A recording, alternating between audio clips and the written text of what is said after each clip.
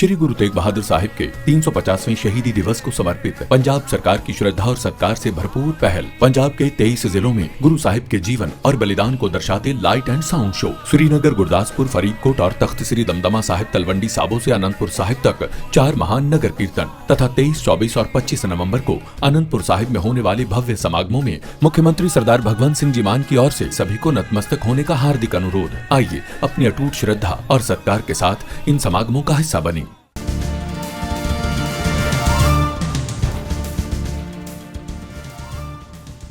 बिहार में सीएम नीतीश कुमार की हुई पहली कैबिनेट बैठक, 10 एजेंडे पर लगी मुहर। बिहार को ग्लोबल वर्क प्लेस बनाने का बना प्लान।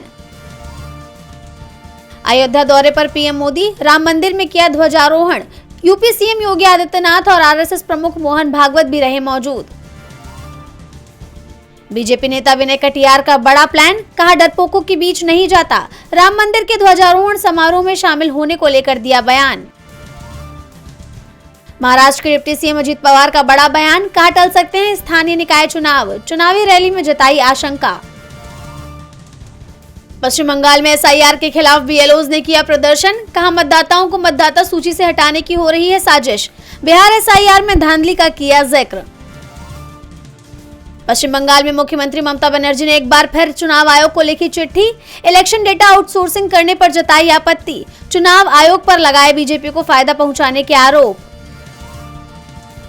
मध्य प्रदेश के दतिया में बीजेपी आरएसएस से जुड़े लोग बने बीएलओ के सहयोगी। कांग्रेस ने एसआईआर पर उठाए सवाल, कहा बीजेपी से जुड़े लोगों को एसआईआर में किया जा रहा है शामिल।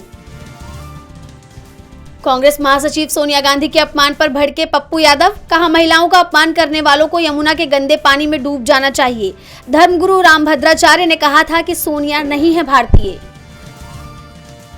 कर्नाटक में सीएम पद को लेकर तेज हुई सियासत। सिद्धारमैया के बाद अब डीके शिवकुमार ने की मल्लिकार्जुन खड़गे से मुलाकात। दिल्ली की हवा हुई जहरीली, एक्यूआई पहुंचा 400 पार। लोगों को हो रही है सांस लेने में दिक्कत। इजरायली प्रधानमंत्री बेंजामिन नेतन्याहू की तीसरी बार टली भारत यात्रा। दिल्ली हमले की वजह से नेतन्याहू का भारत दौरा हुआ स्थगित। पीएम मोदी से होनी थी द्विपक्षीय वार्ता।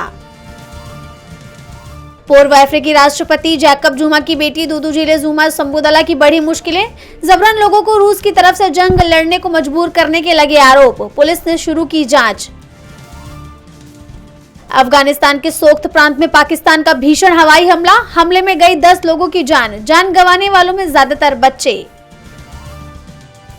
मलेशिया में सोशल मीडिया बैन की तैयारी। 16 साल से कम उम्र के बच्चे नहीं चला पाएंगे सोशल मीडिया। कम्युनिकेशन मिनिस्टर फहमी फज्जिल ने दी जानकारी। इथोपिया में 12,000 साल बाद फटा ज्वालामुखी। 4300 किलोमीटर दूर भारत में भी दिखा असर। एयर इंडिया की 11 उड़ानें हुई रद्द।